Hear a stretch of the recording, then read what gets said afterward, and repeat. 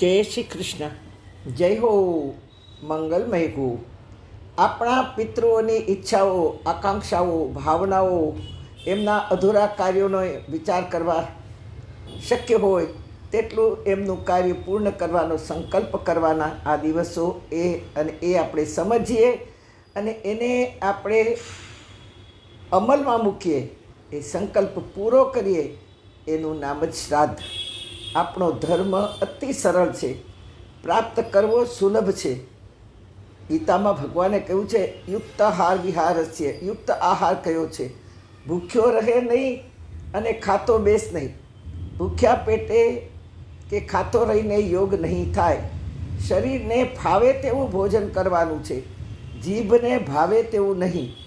આ ધર્મ બધી વાતો બન્યા પહેલાં જ ચેતવે છે કે શ્રાદ્ધના દિવસોમાં સંસારિક કાર્યો કરવા નહીં. સગાઈ, લગ્નો, વાસ્તુકર્મ, પાર્ટીઓ, મનોરંજન કાર્યો જેવા કરવાય નહીં. 11 માસ ને 15 દિવસોમાં બધા જ દિવસો સંસારના કાર્યો કરીએ છીએ, તો 16 દિવસ સત્સંગ, કથા, કીર્તન, સેવા કાર્ય, દેવદર્શન, યાત્રા કરી શકાય. બાકી સંસારના કાર્યો, વ્યવહારો તો પૂરા થવાના જ નથી, ઉલટા દિવસે દિવસે વધતા જ જવાના છે. આપણે શરૂઆતમાં એકલા હતા, એકલામાંથી 2 થઈને સંસાર શરૂ કર્યો. હવે 2માંથી 4 થયા, 5 થયા. વ્યવહારો વધતા ગયા, બાળકોના મિત્રો વધતા ગયા, આપણા સગાઓ વધતા ગયા, સંબંધો વધતા ગયા, મિત્રો વધતા ગયા. વ્યવહારો એટલા બધા ફેલાયા, આકાશ જેટલા સંબંધો થયા, સગપણો થયા. પણ યાદ રાખવાનું છે કે આપણે ગયા પછી આ આપણું કંઈ જ છે નહીં. કહેવત છે કે આ પુઆ પછી ડૂબ ગઈ દુનિયા. તેથી આ બધા આપણી સાથે આવવાના નથી. આપણો પરિવાર સંભાળવાનો છે, બરાબર છે, પણ આપણી વગર અધૂરું જ રહેવાનું છે. બધું જ અધૂરું રહેશે. સાથે આવશે માત્ર આપણે સ્વયં જે કાર્ય કર્યું હશે, કર્મ કર્યું હશે તે જ. બાકી કંઈ જ સાથે આવવાનું નથી. આપણા કબીર મહારાજે કહ્યું છે કે જબ તુમ આયો જગત મેં, જગ હસે તુમ રોય,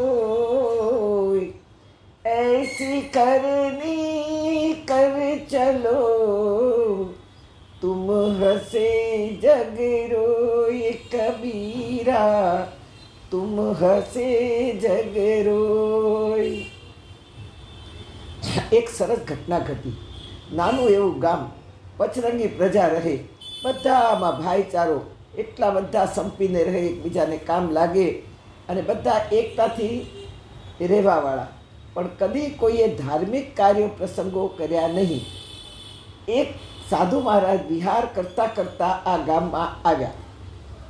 કોઈએ આવકાર આપ્યો નહીં, છતાંય સાધુ મહારાજ સંસારીઓના ઘરે ઘરે ગયા અને કહ્યું કે બધા સાંજ પડે ઘરમાં રહો છો, એના કરતાં એક કામ કરો, 7 વાગે બધા ખાઈ પી અને આપણે ગામને ચોરે બધા ભેગા થઈએ. હું સાધુ છું, સંત છું, કથા કીર્તન કરું છું, ભજન સંભળાવું છું, સત્સંગ કરીશું, બધા ભેગા મળીને બેસીશું, બધાને ખૂબ જ આનંદ આવશે. તમારી કોઈ સવાલ હોય તો કરજો મને. અને બધાને થયું ચાલો શું બોલવાના છે આ મહારાજ. તો ધીમે ધીમે ગામને પાદર એક મંદિર હતું. મંદિર કોઈ દી કોઈ ખોલ્યું જ નહોતું અને એમ જ બધું બંધ પડ્યું હતું. સાધુ મહારાજ તો વહેલા ગયા અને મંદિર ખોલાવ્યું, ખોલીને ઝાડું ઝપટું બધું કરાવ્યું અને બધાને કહ્યું કે તમે પાથરણા લાવીને પાથરો તો આપણે બધા સાથે મળીને બેસીએ. હવે ધીમે ધીમે બધા આવતા ગયા અને મહારાજે કહ્યું કે આપણે 7 દિવસ આમને આમ ભેગા થઈશું. આપણે બધા સાંજે ખેડૂતો ઘરે આવી જાય પછી સાથે જમી કરી 9 વાગે ગામને ચોરે આપણે મંદિર આગળ ભેગા થઈશું. સત્સંગ, ભજન, કીર્તન કરશું. પિતૃઓના દિવસો છે અને બધા લોકો સાંજ પડી ગામને ચોરે ભેગા થવા લાગ્યા. મહારાજે ખૂબ ધૂન બોલાવી કથાની શરૂઆત કરી. મહારાજ પણ શ્રોતાઓનો મૂડ જોઈને જ કહેતા હતા અને બીજે દિવસે કથાને હળવી કરવા માટે મહારાજે કબીર મહારાજના દોહાથી શરૂઆત કરી. મેં હમણાં કહ્યું ને, જબ તુમ આયો જગત મેં જગ હસે તુમ રોય, ऐसी करनी कर चलो તુમ હસે જગ રોય. મહારાજ કહી હવે કાલે આપણે આના વિશે વાત કરીશું.